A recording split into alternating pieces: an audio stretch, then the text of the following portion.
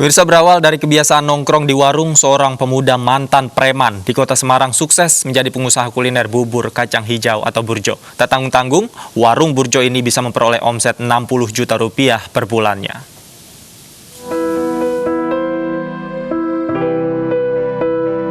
Setelah ditinggal kedua orang tuanya, seorang pemuda asal Semarang menjadi tidak tentu arah hidupnya.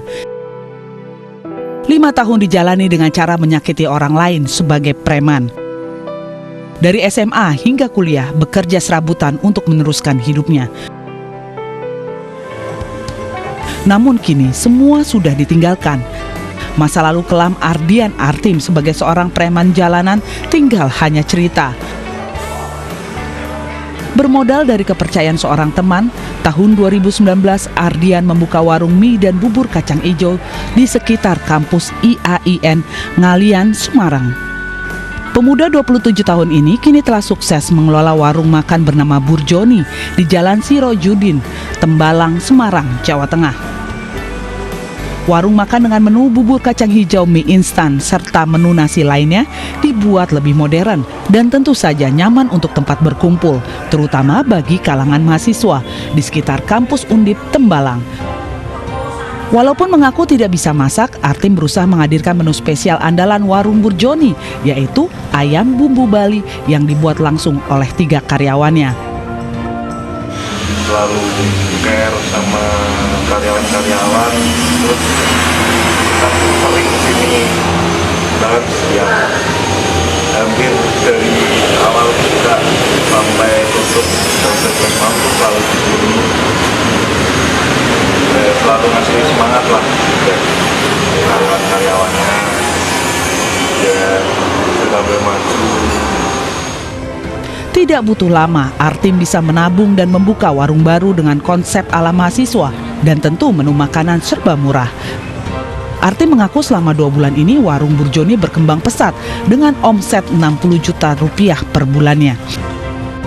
Selain hidup berkecukupan dan menjadi jutawan muda, mantan preman ini juga bisa membiayai kuliah adiknya di Undip Semarang. Dari Semarang, Jawa Tengah, Kristadi, iNews melaporkan. Pemirsa, kisah selengkapnya kita sudah bergabung dengan Ardian Artim, mantan preman yang kini beralih profesi menjadi pengusaha. Selamat siang, Mas Ardian. Ya, siang. Mas Ardian, boleh diceritakan ini bagaimana awalnya kemudian Mas Ardian ini banting setir menjadi seorang pengusaha, Mas Ardian? Itu dulu apa ya, waktu selesai mulai ya waktu pertengahan kuliah mulai menuju semester akhir, Mas. Menuju semester akhir tuh kan dulu udah ya pesan orang tua kan pendidikan tuh harus selesai, udah fokus ke sana, udah nggak kumpul sama lingkaran hitam itu lagi, fokus kuliah terus selesai. Terus baru selesai kuliah itu baru kepikiran buat ya ilmu waktu kuliah dulu diaplikasi ke sekarang gitu, buat buka usaha, buat bertahan hidup. Baik, awalnya bagaimana nih? Apakah memang dimotivasi oleh pihak keluarga dan apa dorongannya sehingga sekarang bisa sukses? Halo? Halo? Ya? Ya, Mas Ardian, ini motivasi terbesarnya apa hingga sukses seperti sekarang? Itu dulu sebenarnya ya kan suka nongkrong kan, Mbak. Suka nongkrong terus kita pengen usaha itu kan bingung usaha apa. Kalau saya suka nongkrong ya udahlah bikin tempat nongkrong gitu. Terus kita bikin tempat nongkrong yang dijual apa, yang dijual otomatis ya makanan, minuman dan lain sebagainya.